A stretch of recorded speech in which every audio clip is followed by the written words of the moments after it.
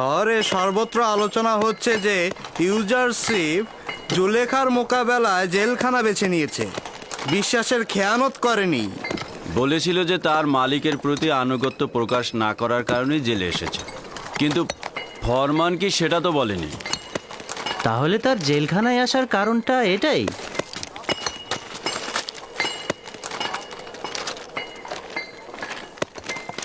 এই জোয়ানকে যতই দেখছি ততই মুগ্ধ হচ্ছি। কেন জানি না, তাকে দিনের পর দিন পছন্দ করার মাত্রাটা বেড়েই চলেছে। শহর থেকে যেসব খবর শুনেছি, অসংখ্য সুন্দরীর কামনা বাসনার পাত্র সে, কিন্তু একজনের প্রতিও তার নজর নেই। খোদাগান তোমার হেফাজত করো কি ইউজারশিপ। শুক্রিয়া জানাচ্ছি। যেসব খোদার নিজেদের হেফাজত দরকার, সে অন্যদের কি করে হেফাজত করবে?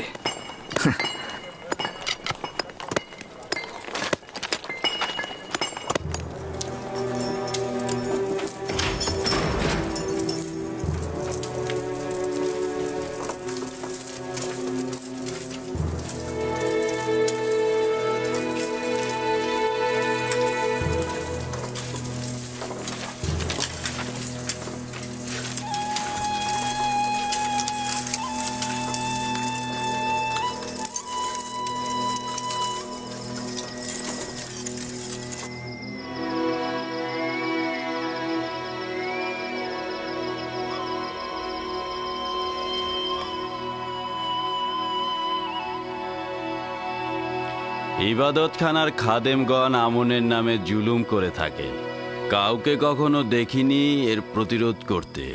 আমনও তাদের কার্যাবলী সম্পর্কে অবগত নন। কে জানে না যে খাদেমগণ তাদের ভোগের জন্য নারী ও যুবতীদের জোরপূর্বক ধরে ধরে ইবাদতখানায় নিয়ে যান। আমনের তো সহধর্মিনীর দরকার নেই। বুঝলাম। তো আপনি কি করে কয়েদি হলেন? আমার কন্যাকে এই খাদেমগঞ্জ জোরপূর্বক ধরে নিয়ে গিয়েছিল।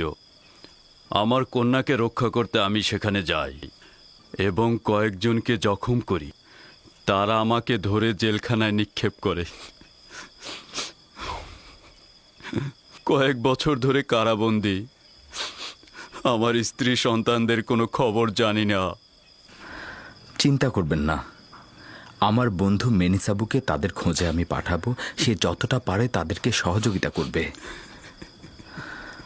জীবনের তিক্ততা ও তীব্র যাতনাকে মিষ্টি মধুর হাদিয়া মনে করুন, আর ওটা দ্বারাই নিজের অস্তিত্বকে আলোকিত করুন, পরিষ্কার ও জ্যোতির্ময় করে তুলুন। এমন যেন না হয় তীব্র যাতনা আপনার রুহুকে কালো ও দূষিতময় করে তোলে। আর এমনও যেন কখনো না হয় যে দুনিয়ার কষ্টগুলো আপনার দৃষ্টিকে কবরের ন্যায় সংকীর্ণ ও অন্ধকারাচ্ছন্ন করে ফেলে। এমনও তো আছে যে অনেকেই জেলখানার বাইরে, কিন্তু তাদের ভেতরের অস্থিরতা ও পেরেশানির কারণে তারা দুনিয়াকে জেলখানার চাইতেও খারাপ ভাবেন। জেলখানার থেকে খালাসের আশা মিষ্টতায় ভরা, আর মুক্ত অবস্থা থেকে খালাস হওয়ার বাসনা তিক্ততায় ভরা। বাইরের দুনিয়ার আশাগুলো এমনই, আশার পেছনে যত ছুটবে তত তোমাদের থেকে তা পালিয়ে যাবে। আর যদি দৌড়ে ছুঁড়ে ফেলো, দেখবে তোমাদের দিকে ছুটে আসবে। তীব্র রোদে মাথা ভর্তি চুল নিয়ে হেঁটো না, তা গলে যাবে এবং একসময় তা ঝরে যাবে। মাটির দেহ মাটিতেই মিশে যাবে, কিন্তু তোমাদের লক্ষ্য যদি অটুট থাকে তবে একসময় সেখানে পৌঁছবেই।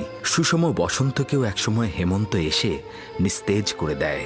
যে সিংহাসনে রাজা বসে, সে সিংহাসনও সবসময় তার জন্য সিংহাসন নয়। তার অতি প্রিয় সিংহাসনটি একসময় তার চরিত্র বদলে তাকে কফিন হয়ে বহন করবে। তাহলে কি এটা বলা যায় না যে এই সংকীর্ণতা ও অন্ধকারে তোমাদের আনন্দময় ও আলোকিত মানুষ করে তুলতে পারে, যদি তোমরা তোমাদের ভুলটা বুঝতে পারো? দিলে কত আনন্দ!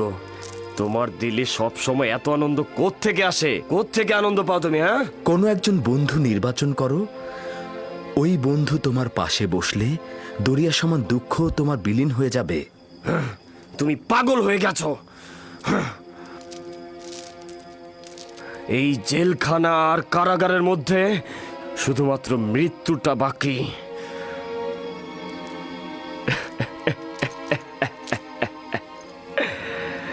না মরেও মরার মতো সব। আর তুমি ওই মৃত লোকগুলোকে পুরস্কারের লোভ দেখাচ্ছ। শুনুন প্রিয়গণ, প্রত্যেকের বন্ধু সেই যে তাকে পূজা অর্চনা করে, আর যে মৃত বন্ধুকে পূজা করে তার ভাগ্যে আহাজারি ও দাফনের কাপড় ছাড়া আর কিছুই জুটবে না। আর যে জীবিত বন্ধুর ইবাদত করে তার জন্য জেলখানার কুঠরি, মরুভূমি বা বাগানের মধ্যে কোনো পার্থক্য নেই। ইউজারসিফ, তোমাকে একটা সওয়াল করতে পারবো? কোন বন্ধুর কাছ থেকে এত আনন্দ ফুর্তি পেলে? হ্যাঁ, সেই বন্ধু যে আমাকে কখনো ভোলে না, সবসময় আমার কিনারায় হাজির থাকে এবং আমার সকল হাল হাকিকাতে পরামর্শদাতা তিনি। ইউজারসিফ কখনোই মৃত পাথর বা কাঠের ইবাদত করে না।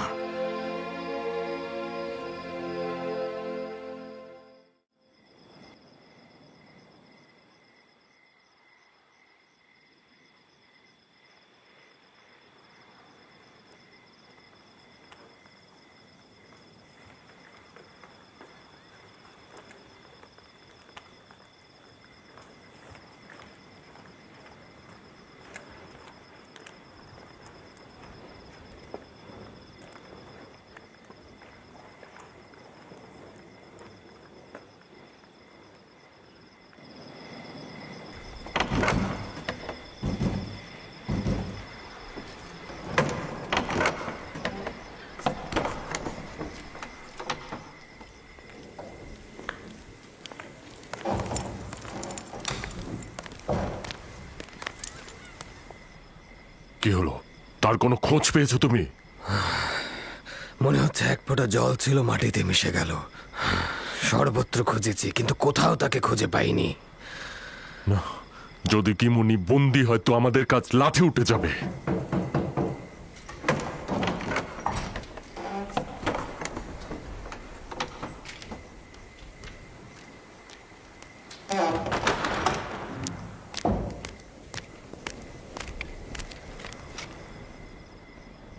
আপুপিস আর ইরানোস কি কম ছিল যে এখন খাদেম কিমুনি যোগ হলো? যদি একজনও কোনরূপ মুখ খোলে তবে আমেন হতে আমাদের কাউকে ছাড়বে না।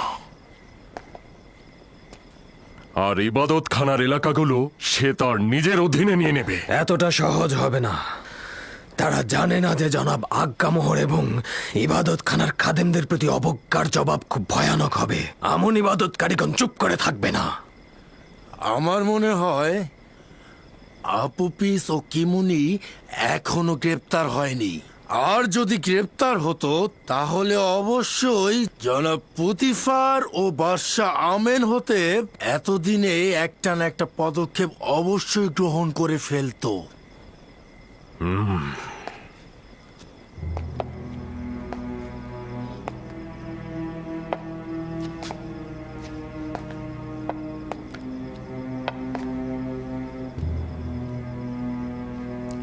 আমরা অবশ্যই নিরাশ হব না। তোমাদের অনুসন্ধান অব্যাহত রাখো। যদি খুঁজে পাও খবর দেবে, দেখব কি আঞ্জাম দেয়া যায়। তুমিও আমুনের সৈন্যদের প্রস্তুত করো। যদি হামলার বিষয়ে তারা সিদ্ধান্ত নিয়ে থাকে তাহলে পাল্টা জবাবটাও দিয়ে দেব।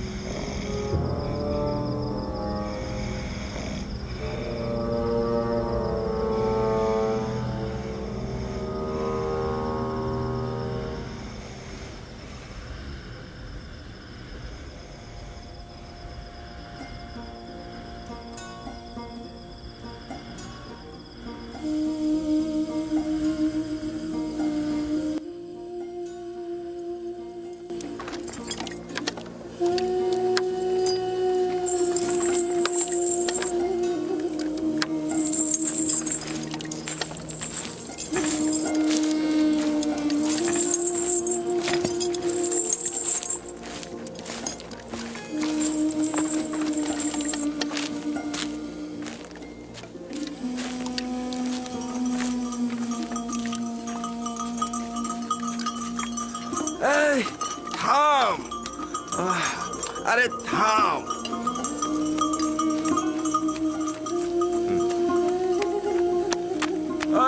এই,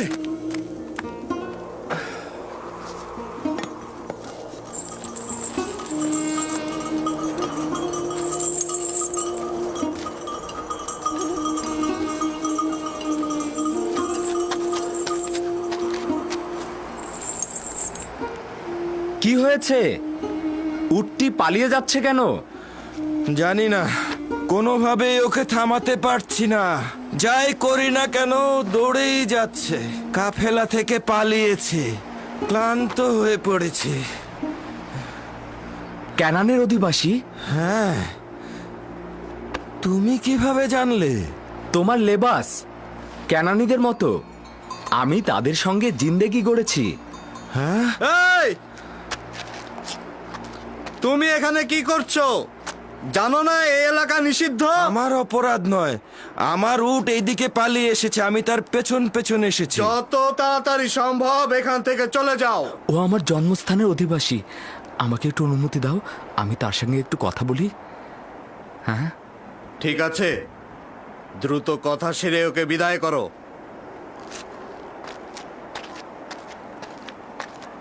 তাহলে সত্যি তুমি ক্যানানি? হ্যাঁ, তুমি কে? আর এখানে কি করছো? সে অনেক কথা। আচ্ছা, তুমি কি ক্যানানের গণ্যমান্য মানুষদেরকে চেনো? চিনি তো, ইয়াকুব নবী, ইয়াকুব ইবনে ইসহাক ইবনে ইব্রাহিম। আমি শুনেছি তার পরিপূর্ণ 12টি শাখা ছিল। ছিল, কিন্তু একটি শাখা বিচ্ছিন্ন হয়ে গেছে।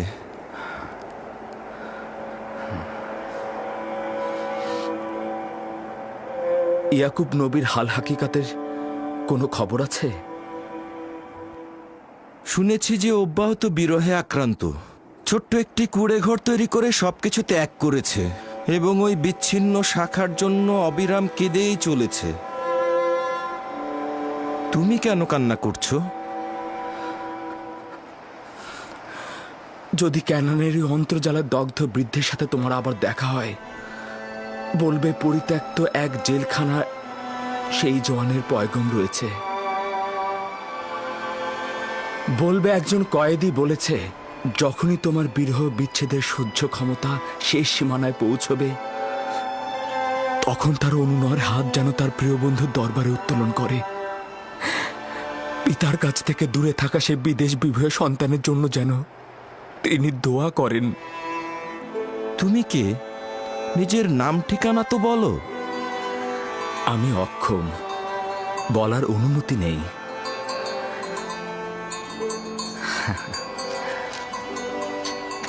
দেখো, তোমার উট চলে এসেছে, তোমাকে দেখে আর ভয় পাবে না।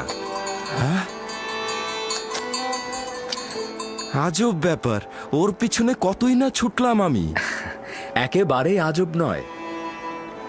এই পৃথিবীতে সবাই তার মালিকের কাছে একদিন ফিরে যায় এবং অভীষ্ট লক্ষ্যে পৌঁছায়। তার মানে এই উট ইচ্ছে করেই আমাকে এখানে এনেছে? অদ্ভুত তো। কাফেলা আমার জন্য অপেক্ষা করছে। খোদা হাফেজ। খোদা হাফেজ।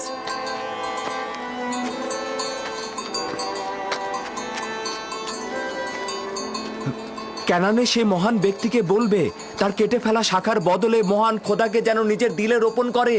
তাকে সবুর ধরতে বলবে আর দোয়া করতে বলবে দ্রুত যেন তাকে ফিরে পায়। আচ্ছা, খোদা হাফেজ। খোদা হাফেজ।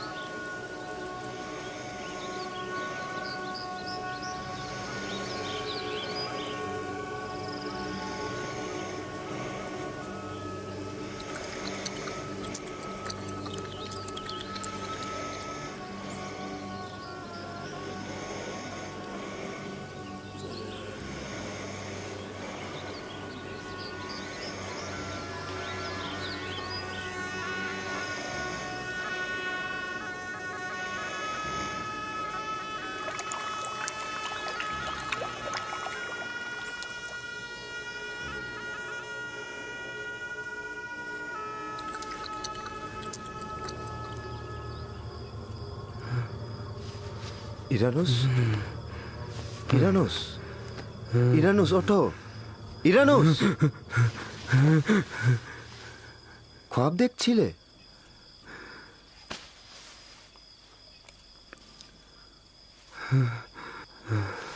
আজব খোয়াব ছিল।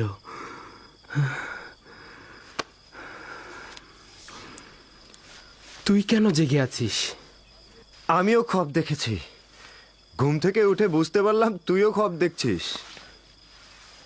যদি জেলখানার বাইরে থাকতাম, ইবাদতখানার খোয়াব ব্যাখ্যাদানকারীর কাছে যেতাম। হ্যাঁ, আচ্ছা, জেলখানার ভেতরে কেউ খোয়াবের ব্যাখ্যা করতে জানে না?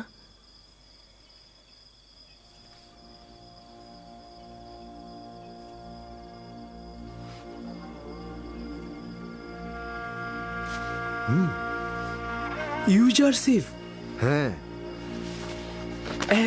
এখন গভীর রাত, ভোরে ভোরে ইউজারশিপ যদি ভোরবেলা খনিতে যায়? কারাগার পরিষ্কার পরিচ্ছন্নের জন্য কিদামিন কালকে কারাবন্দীদের ছুটি দিয়েছে। তাহলে আমিও ঘুমাই।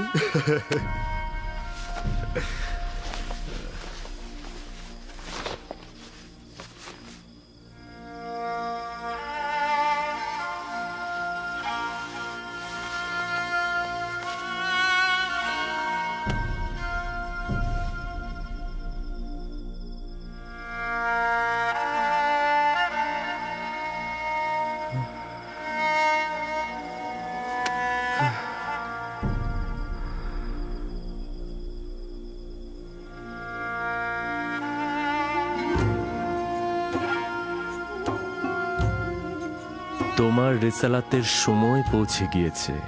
এখন থেকে পরবর্তীকারের আদেশ ও তোমার কর্তব্য হলো কারাবন্দী ও মিশরের মানুষের হেদায়েত ও একাত্মবাদী খোদার তাবলিকের জন্য অঙ্গীকারবদ্ধ হওয়া। নিঃসন্দেহে এই পথে খোদা তাআলা তোমাকে সাহায্য ও মদদ দেবে।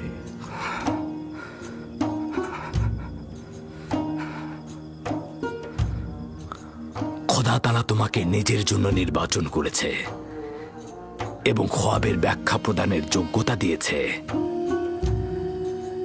এবং তোমার কারণে অফুরন্ত নিয়ামক ইয়াকুবের পরিবারের উপর মঞ্জুর করা হয়েছে, যেরূপ ভাবে তোমার পিতাকে ইসহাক ও ইব্রাহিম নবীকে নিয়ামক প্রদান করা হয়েছে এবং ইমামতের জায়গা ও বেলায়েতের অনুগ্রহ দান করেছে।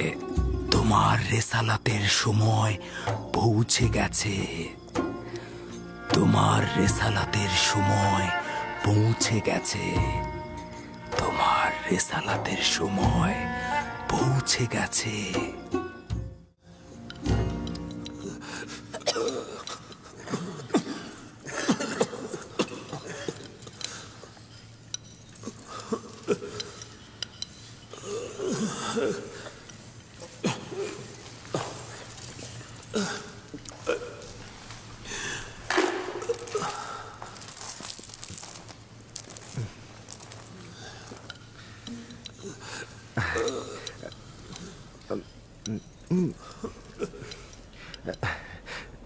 আমি ও ইরানোস একটা খব দেখেছি। তুমি ব্যাখ্যা করতে পারবে?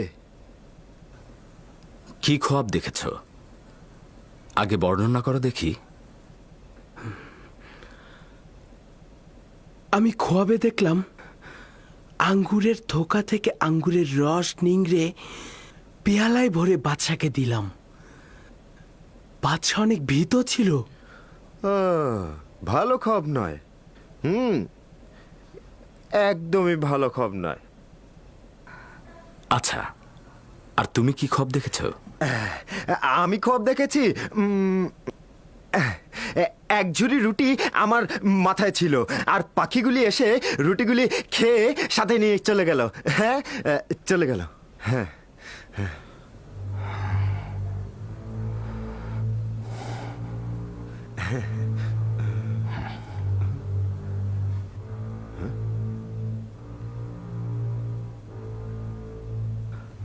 আমার এই খোয়াবের ব্যাখ্যা যদি তোমাদের জন্য ক্ষতিকারক হয় তবুও তোমরা কবুল করবে। কবুল করব। কবুল করবে? এইটা কি করে হবে? তুমি যেটা বলবে সেটাই মেনে নিতে হবে। বোঝাই যাচ্ছে যে তোমরা আমার কথার হাকিকত নিয়ে সন্দেহ পোষণ করবে। আমি তোমাদের অধিকার দিচ্ছি, তবে এটা জেনে রাখো যে আমি খোয়াবের ব্যাখ্যা জানি, আর আমি এখন যেটা বলবো সেটা অবশ্যই বাস্তবে ঘটবে। প্রথমে আমি তোমাদের একটা নিশানা স্পষ্ট করব, তারপরে আমি তোমাদের খোয়াবের ব্যাখ্যা প্রদান করব। যেমন কি নিশানা? যেমন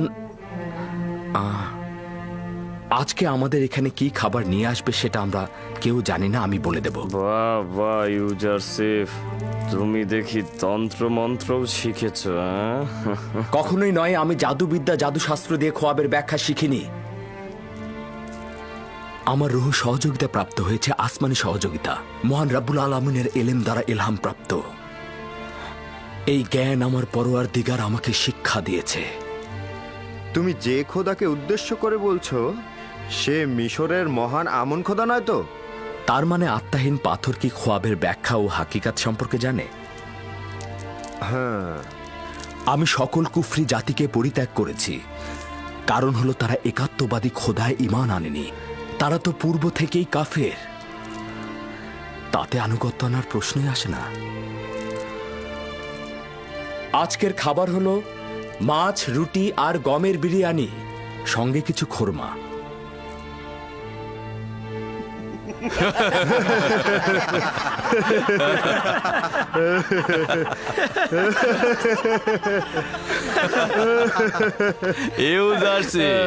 এটা কারাগার, মেহমান খানা নয়। কয়েদিখানা এই খাবার? আমি তো স্বপ্নেও এই খাবার দেখিনি। এই খাবার শুধুমাত্র বিলাসবহুল জলসায় শরাবের সাথে খেয়ে থাকে, জাবিরা জেলখানায় নয়।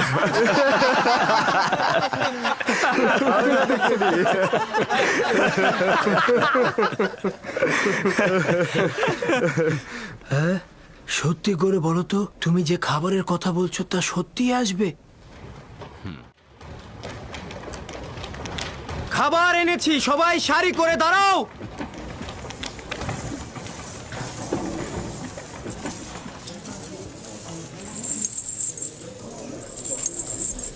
আজকের খোরাক কি? যদি বলি তাহলে তো বিশ্বাস করবে না। মাছ আর রুটি, গমের বিরিয়ানি আর খোরমা। তুমি কি করে জানলে? এই খাবার তো এখনই নিয়ে আসা হলো।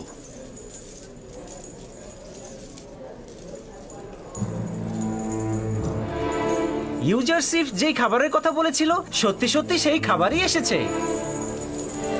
লাইনে দাঁড়াও, সবার কাছে পৌঁছাবে। তোমরা সবাই সারিতে দাঁড়াও।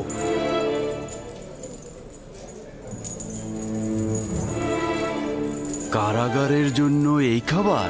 এই খাবার বানু জুলেখার নির্দেশে এখানে আনা হয়েছে।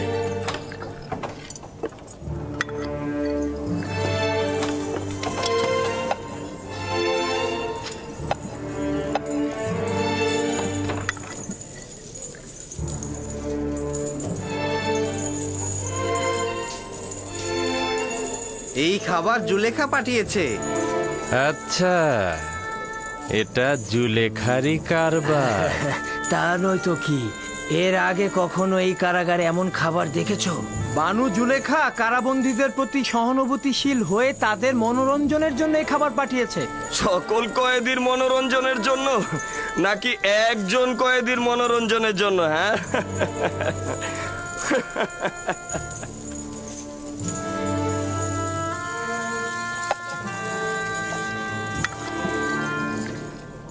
এখন তো আর ইউজারশিপের খোয়াবের ব্যাখ্যা অস্বীকার করতে পারবো না। নিঃসন্দেহে তুমি যা বলবে সেটাই ঘটবে। ইউজারশিপ, তুমি তো আমাদের সাথেই বসা ছিলে, কি করে জানলে আজ এই খাবার দেবে?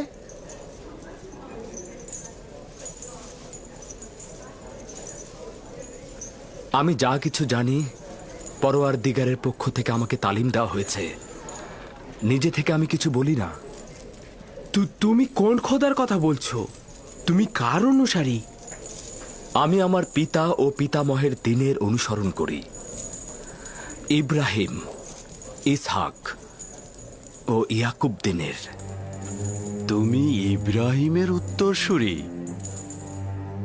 যে কিনা এক খোদার অনুসরণ করত। হ্যাঁ, সেই যে কিনা তোমাদের অনেক খোদাগণের বিরুদ্ধে অভ্যুত্থান করেছিল, সেই যে কিনা কুফরি, শেরেক ও নিজ হাতে তৈরি করা খোদার বিরুদ্ধে সংগ্রাম করেছিল। এই ইউজারশিপ, হাজার হাজার বছর ধরে আমাদের পূর্বপুরুষরা আমুন খোদার ইবাদত করে আসছে। তারা কি এতদিন ভুল করে এসেছে? নির্জীব পাথর খোদাই করে তৈরি হয় তোমাদের সেই মহান আমুন খোদা। পাথরের কারিগররা তাদের নিজ ইচ্ছে মতো তার আকার দিয়ে থাকেন।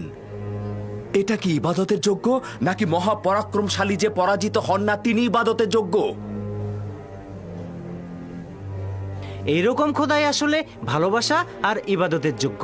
কিন্তু কিন্তু আমরা কোথা থেকে জানবো এর অস্তিত্ব? তাকে তো আমরা কখনো দেখিনি। তাহলে আমরা তাকে কিভাবে পাবো? আমাকে তো তোমাদের হেদায়েতের জন্য এখানে পাঠানো হয়েছে এবং তোমাদের খোয়াবের ব্যাখ্যা প্রদানের ক্ষমতা দেয়া হয়েছে। তোমাদের আজকের খাবারের আগাম খবর তো আমিই দিলাম।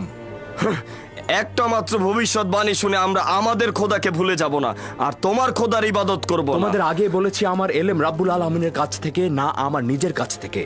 এখন আমি তোমাদেরকে এমন বিষয়ে বলবো যেটা আমি আগে কখনোই তোমাদেরকে বলিনি।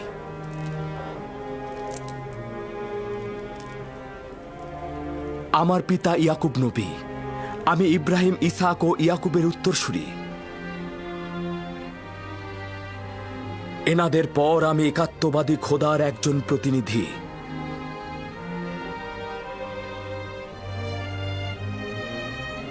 তোমাদেরকে আমি আমার পূর্বপুরুষ ইব্রাহিমের দিন এবং একক ও অদ্বিতীয় খোদায় ঈমান আনতে আহ্বান করছি। তুমি তাহলে খোদাবন্দের প্রেরিত প্রতিনিধি? তোমাদের জন্য বলছি, আম্বিয়া সিলসিলার একটি ধারণা ইনসানদের হেদায়েতের জন্য প্রেরণ করা হয়েছে। আমার পূর্বে হজরত আদম, হজরত নূহ, হজরত ইব্রাহিম, হজরত ইসহাক ও হজরত ইয়াকুব ছিলেন, অতঃপর আমি। এরপরে আরো অনেক পয়গম্বর আসবে এবং আখেরিনী আম্বিয়া হজরত ইব্রাহিমের সিলসিলা থেকে আসবে এবং জেলখানায় একজন পয়গম্বর? জেলখানা খোদার সম্পত্তি এবং আমি খোদার নবী এবং তোমরা খোদার বান্দা। তো জেলখানার ভেতরে আর জেলখানার বাইরে কি পার্থক্য রয়েছে? তাহলে আমাদের খোয়াবের ব্যাখ্যার কি হবে? শোনো, তোমাদের কথা তো আমি ভুলিনি, চিন্তিত হও না।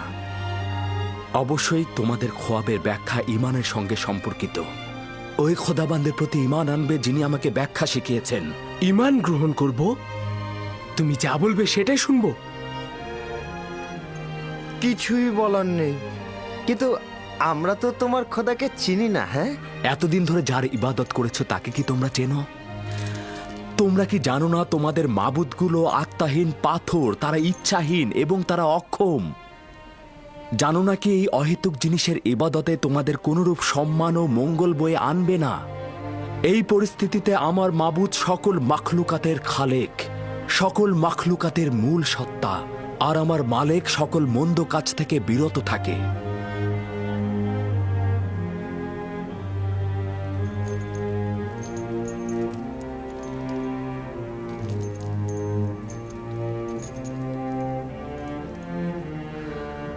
আচ্ছা আপুপিস ও ইরানুস, তোমরা তো জবাব দিলে না।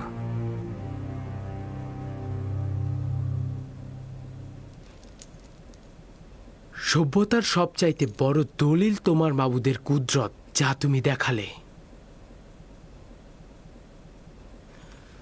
আমি ঈমান আনছি। আচ্ছা আপুপিস, এবার তোমার কথা বলো। সত্যি বলতে কি, যখন চিন্তা করি তামাম জীবন একটা ইচ্ছাহীন সত্তার ইবাদত করছি, তখন নিজেকে খুব মূর্খ মনে হয়। সন্দেহ নেই যে তোমার খোদা আমাদের খোদার থেকে উত্তম।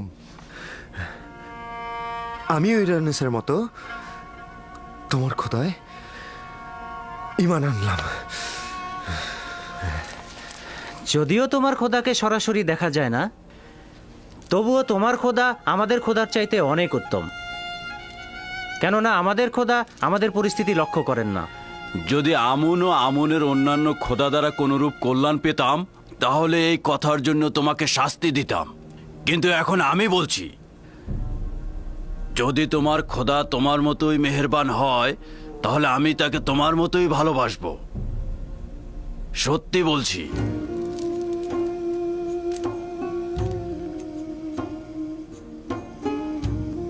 আমি খোদার প্রেরিত পয়গম্বরের উপর ঈমান আনলাম, যাকে আমাদের হেদায়েতের জন্য প্রেরণ করা হয়েছে। আমিও তোমার খোদার প্রতি ঈমান আনছি, আর আমার পাথরের খোদাকে বর্জন করছি।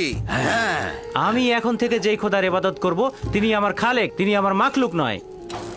আমিও একাত্মবাদীর ইবাদত করব। আমিও আজকে থেকে আর আমার পাথরের খোদাকে একদম বিশ্বাস করছি না।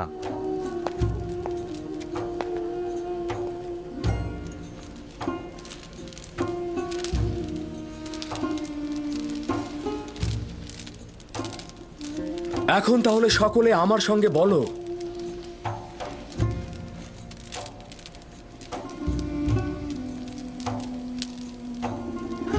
ইব্রাহিম, ইসহাক ও ইয়াকুবের খোদার নামে। খোদার নামে আমরা নিস্তেজ ও পাথরের তৈরি খোদা থেকে, এবং জমিনের সকল খোদাগণকে বর্জন করছি এবং একাত্মবাদী খোদার প্রতি ঈমান আনছি।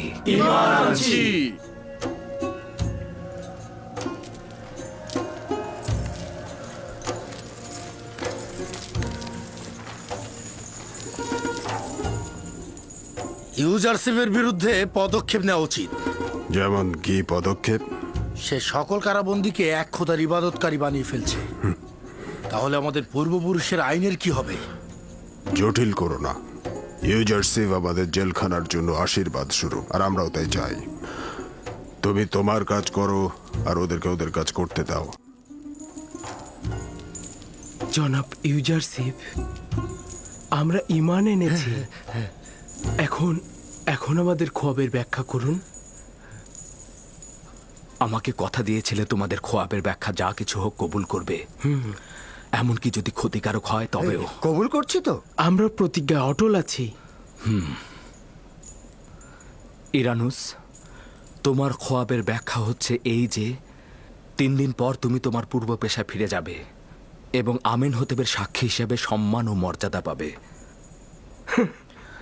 আর আবু পিস, তুমি 3 দিন পর শাস্তি স্বরূপ ফাঁসি কাষ্ঠে ঝুলবে। তোমাকে ঝুলিয়ে রাখা হবে, আর পাখিরা তোমার দেহ ঠুকরে ঠুকরে খাবে।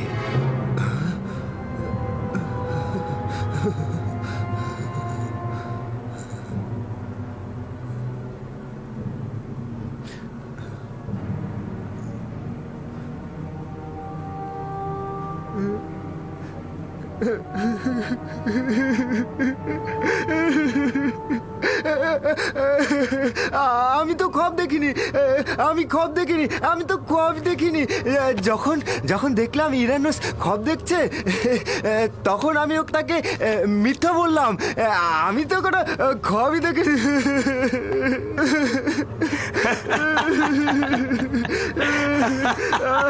ধোকা গেলে ইউজারশিপ, তোমার দাবি মিথ্যা প্রমাণিত হলো। একজন মিথ্যা পয়গম্বর সে। আসলে সে কোনো খোয়াবই দেখেনি, সে তোমাদের মিথ্যা বলেছে, তোমাদের ধোঁকা দিয়েছে।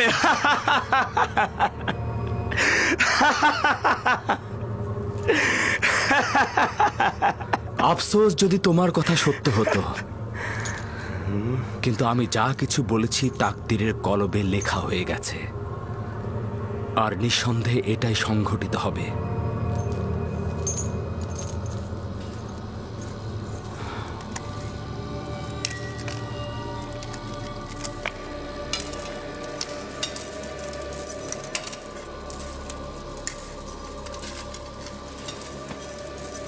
আমিও কিছুক্ষণ পূর্বে তোমার মতোই চিন্তা করছিলাম। আমি ভেবেছিলাম আমার খোয়াবের ব্যাখ্যা খারাপ হবে। আমি তো প্রায় নিরাশই হয়ে গিয়েছিলাম। কিন্তু ইরানুস, আমি তো আশাবাদী ছিলাম, ভেবেছিলাম পাখিদের খাবার বিতরণটা উত্তম কাজ। কিন্তু কিন্তু অনুমান করছি ইউজারসিফ সঠিক বলছে। সত্যি বলতে আমুনের খাদেমগণ আমার সাথে বেইমানি করেছে। তাদের কথাতেই তো আমি আমেন হতেবকে হত্যা করতে চেয়েছিলাম। এর জন্যই আমার শাস্তি পাওয়া উচিত। মৃত্যুদণ্ড হবে আমার। ইরানুস, তার মানে কি খাদেমগণ আমাকে সাহায্য করবে না? যদি ইউজারশিপের ব্যাখ্যা সঠিক হয়,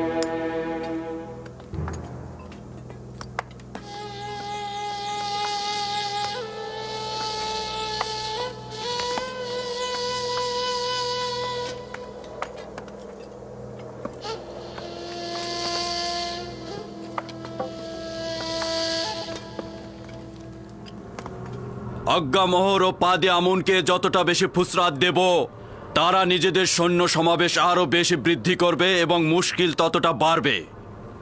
যদি সিদ্ধান্ত এই হয় যে তাদের সঙ্গে সংঘর্ষে লিপ্ত হব, তাহলে আমার প্রস্তাব আজ্ঞামোহর ও পাদে আমুনকে এখানে এনে কিমনি ও আপুপিসের মুখোমুখি করা। তারা তো আর আপুপিসের স্বীকারোক্তিকে অস্বীকার করতে পারবে না, তাই নয় কি? পারবে?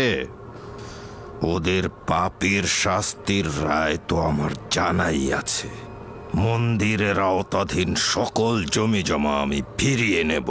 আজ্ঞামোহর আর পাদিয়ামুনকে আমি কঠোর শাস্তি দেব। উত্তম হচ্ছে যে রাজমহলে জাঁকজমকপূর্ণ মেহমানদারির আয়োজন করা হোক। আজ্ঞামোহর ও তার সহকর্মীদের দাওয়াত করা হোক। এমন সময় খাদেম কিমনি, ইরানুস ও আপুপিসকে এখানে হাজির করানো হবে। একে অপরের সঙ্গে মুখোমুখি করানো হবে। আপনি কি ভাবছেন এ দাওয়াত তারা কবুল করবে? যখন বাদশাহ আমেন হতেব কাউকে দাওয়াত করেন, তার ওয়াজিব হলো এই যে বাদশার প্রতি আনুগত্য প্রকাশ করা।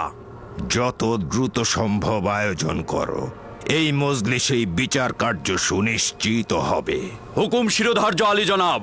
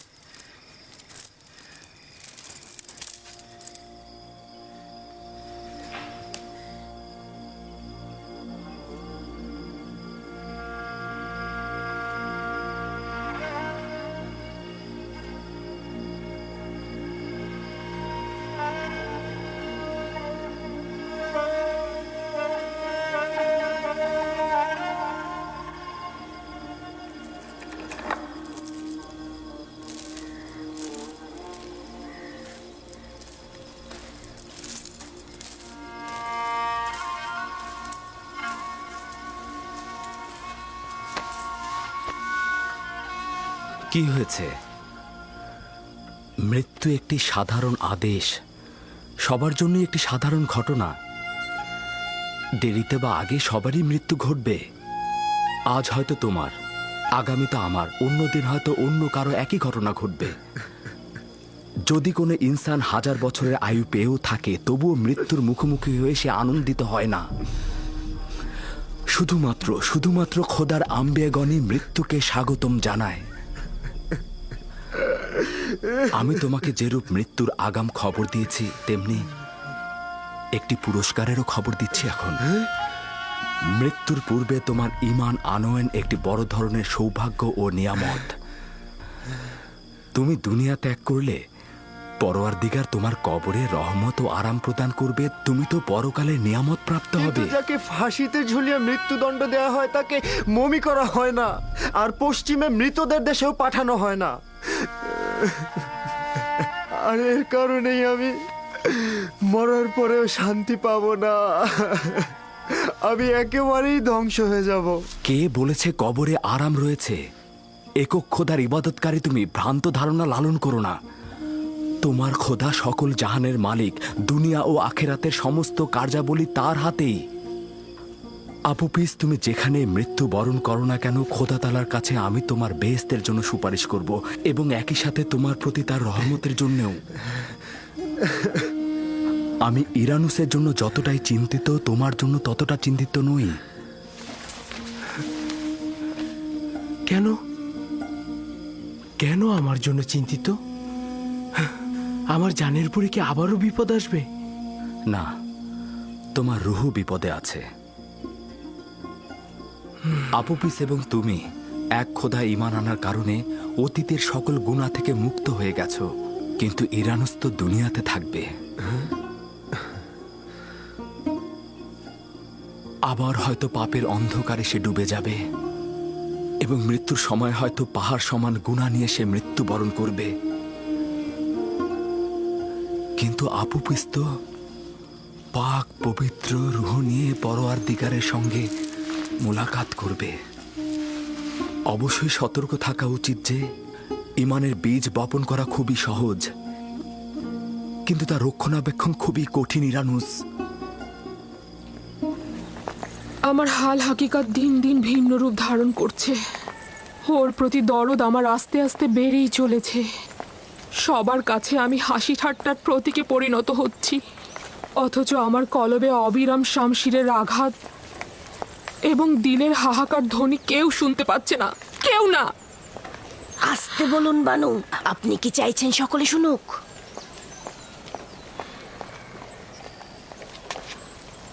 আমি আঘাতে বিশ্বাসী। ইউজারসিফের আনুগত্য ও বশ্যতা শিকারের একমাত্র পথ আঘাত ও দৌড়া মারা। আপনার একটু ধৈর্য ধরা উচিত বানু। আমি ইউজারসিফকে ছোট থেকে বড় করেছি। কেউ তাকে কোনো কাজে বাধ্য করতে পারে না, যদি সেটা তার অমতে হয়। আমি অন্য কোনো পন্থার কথা ভাবতেই পারছি না। কিন্তু আমি ভাবছি তাকে যদি জোর না করে একটু বোঝানো যায়, তাহলে হয়তো আনুগত্য প্রকাশ করবে। যদিও এ কাজ করে কোনো ফায়দা নেই, তবু আপনাকে খুশি করতে যে কোনো কাজ করতে আমি প্রস্তুত আছি বানু। আজ এই মুহূর্তেই আমি জাবিরা কারাগারে যেতে চাই।